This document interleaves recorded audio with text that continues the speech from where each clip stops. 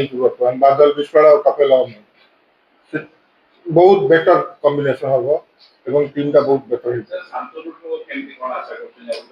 ଦେଖନ୍ତୁ ସିଏ ଗୋଟେ ଏମିତି ବ୍ୟାଟ୍ସମ୍ୟାନ୍ ଯିଏ ଷ୍ଟାର୍ଟଟାକୁ ସବୁବେଳେ ଦେଇପାରିବ, ଗୋଟେ ଏଣ୍ଡକୁ ସିଲ୍ କରିପାରିବ ଏବଂ ଛିଡ଼ା ହେଇକିରି ଗୋଟେ ବିରାଟ ଇନିଂସ ପାଇଁ ମୂଳଦୁଆ ପକେଇ ପାରିବ ଆଉ ଖେଳି ବି ପାରିବ।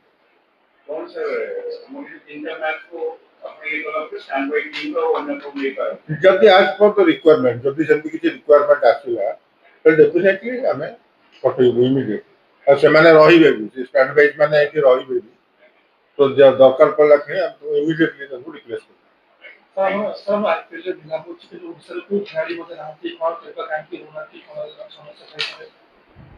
ସମସ୍ୟା ଦେଖିବାକୁ ଗଲେ ସେଇ ଯୋଉ ଲେବୁଲର ପରଫର୍ମାନ୍ସ, ସେ ପରଫର୍ମାନ୍ସ ଅତି ଦୁଃଖର ସହିତ ଜଣାଉଛି ସେଇ ଲେବୁଲରେ କରିନାହାନ୍ତି।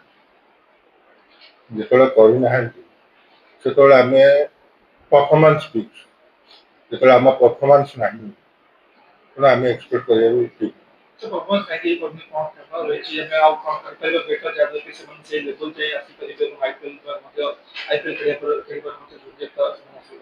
ଦେଖନ୍ତୁ ଓଡ଼ିଶାରେ କ'ଣ ହଉଛି ନା ଆପଣ ଯୋଉ ଜିନିଷ ଦେଖୁଛନ୍ତି, ଯୋଉମାନେ IPL ଖେଳୁଛନ୍ତି, ମେଟ୍ରୋ ଯୋଉ ଖେଳୁଛନ୍ତି, ଇଏରୁ ଖେଳୁଛନ୍ତି, ସେମାନେ ତାଙ୍କ ନିଜ ପର୍ସନାଲ ଟ୍ରେନର ବି ରଖିଛନ୍ତି, ପର୍ସନାଲ ଥ୍ରୋୟର ବି ରଖିଛନ୍ତି।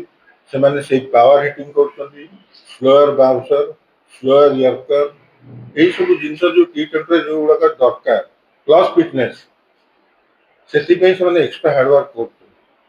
ଯୋଉଟା କି ଆମର ଏଇ ଯୋଉ ଖେଳାଳି ମାନେ ସେତିକି ପ୍ରଫେସନାଲ ନୁହନ୍ତି ଯେ ସେମାନେ ସେଠୁ ନିଜକୁ ଇକ୍ୱିପ୍ କରିବେ ଆଉ ସେଇ ଯାକେ ନିଜକୁ ନେବେ। ଡେଫିନେଟଲି ଓସିଏ ତ ସବୁ ହେଲ୍ପ କରୁଛି, OPL କଲା, ତାଙ୍କ ପ୍ଲାଟଫର୍ମ ଦେଲା, ତାଙ୍କୁ ଆଣିକି ସ୍ପଟ୍ କରିବା ପାଇଁ ଦେଲା, ଓସିଏ ଆଉ କ'ଣ କରୁଛନ୍ତି?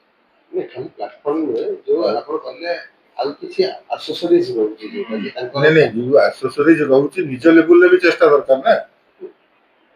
ଆପଣଙ୍କୁ ଆସେସରିଜ ସବୁ ଦେଉଛି ଓସିଏ ଶ୍ରୀଲଙ୍କା ପଠେଇଲା, ଓସିଏ ଫିଟନେସ୍ ପାଇଁକି ମାସେ ନେଇକି ପଠେଇଲା ଏଠିକି ଅନନ୍ତପୁର, ମାସେ ବୁଚିବାକୁ ଖେଳେଇଲା, ତାପରେ ତାଙ୍କର ରିଫ୍ରେଶମେଣ୍ଟ କରିବା ପାଇଁ ହେଲ୍ଥ ଭିଲେଜକୁ ବି ପଠାଗଲା, OPL ବି ଖେଳାଗଲା।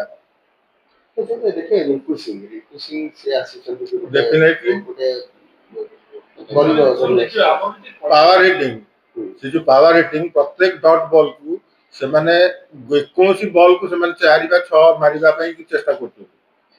ତ କ୍ରିକେଟର ଅଛି ଯୋଉ ଲେବୁଲଟା ଅଛି, ନେକ୍ସଟ ଲେବୁଲର ଆମକୁ ପ୍ରିପାରେସନ ଦରକାର, ସେଟା ନିଜ ତରଫରୁ ହେଇପାରିବ, ସବୁ ଜିନିଷ ଆପଣଙ୍କୁ ଆଶ୍ୱାସନ ଦେଇପାରିବେ। ସେମିତି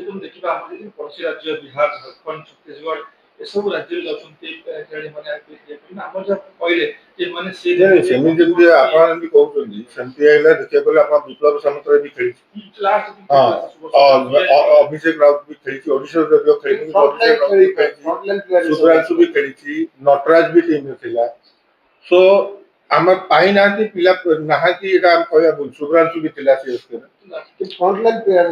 ବର୍ତ୍ତମାନ ଆପଣ ଦେଖନ୍ତୁ ରିୟାନ ପରାଗ ଭଳିଆ ଖେଳାଳି ବି ଏଇ ବର୍ଷ ଶହୀଦ ମୁସ୍ତାକଲରେ ପୁରା ଫେଲ୍ ହେଇଛି, ସେମିତି ଶୁଭ୍ରାଂଶୁ ସେନାପତି ବି ଆଖି ଦୃଶ୍ୟ ପ୍ରଦର୍ଶନ କରିନାହାନ୍ତି। ତ ଯେତେବେଳେ ଆମର ସେଇ ଲେବୁଲ ହଉଛି, ତାପରେ ସ୍ୱସ୍ତିକ ଇଞ୍ଜର୍ଡ ହେଇଗଲା, ଯାହାଠୁ ଆମର ଏକ୍ସପେକ୍ଟେସନ ଥିଲା ସେଇ ଲେବୁଲର ପ୍ରଦର୍ଶନ ସ୍ୱସ୍ତିକ କରିବ ବୋଲି, ତ ସେଇଠି କିଛି ଗୋଟେ ଜାଗାରେ ଆମେ ପଛେଇ ଯାଇଛେ। କିନ୍ତୁ ଜିନିଷ ଏହା ନୁହଁ ଯେ we have to be positive। OCA ତ କରିବ, ଓସିଏ ତ ଡେଫିନେଟଲି କରିବ, ଓସିଏ କରି ଆସିଛି ଏବଂ କରିବ। ଏଠି ପିଲାଙ୍କୁ ଯୋଉ ନିଜ ଏକ୍ସଟ୍ରା ଏଫର୍ଟଟା ନା, ନିଜେ ଆଉ ଟିକେ ନିଜକୁ ଇକ୍ୱିପ୍ କରିବାକୁ, କାରଣ ଆମର ଆପଣ ଯଦି IPL ମ୍ୟାଚ୍ ତ ସବୁ ନିଜେ କରି ଦେଖୁଥିବେ, ସେ ଯୋଉ ଡିଫରେନ୍ସଟା ଆପଣ ଏଇଠି ମାର୍କ କରୁଥିବେ, ସେଇ ସ୍ଲୋ ୟର୍କର ପକେଇବା, ଏସବୁ ଜିନିଷ ନାହିଁ। ଏମିତି ବି ବହୁତ ପ୍ଲେୟାର ଆସିଛନ୍ତି ସୁରଜିତ ବାବୁ, ଯୋଉମାନଙ୍କ ପାଖରେ ନା ଗ୍ରାଉଣ୍ଡ ଅଛି ନା ରହିଛି, କିନ୍ତୁ ସେମାନେ IPLରେ କଡ଼ା ଟକ୍କର ଦେଇଛନ୍ତି। ବହୁତ ପ୍ରୋଭାଇଡ କରୁଛି, କାହିଁ ପ୍ଲେୟାର କରିପାରୁନାହାନ୍ତି? ସେଇଟାର ଉତ୍ତର ମୁଁ ଦେଇପାରିବି, କାହିଁକି ନା ଆପଣ ଯୋଉ ଜିନିଷ କହୁଛନ୍ତି we must aim at putting the square peg in the square। ଆମେ ଯେତିକି ଚେଷ୍ଟା କରିବା କଥା ଆମେ କରୁଛେ, and correct practice gives you correct result, ସେଇଟା ବି ତମେ ଦିଆ ହଉଛି। ରଙ୍ଗ practice gives you wrong result, ଆଉ ଯୋଉ ନେକ୍ସଟ ଲେବୁଲର ଯୋଉ ପ୍ରିପାରେସନ ଦରକାର ସେଇଟା ହବା ଉଚିତ ଆମର।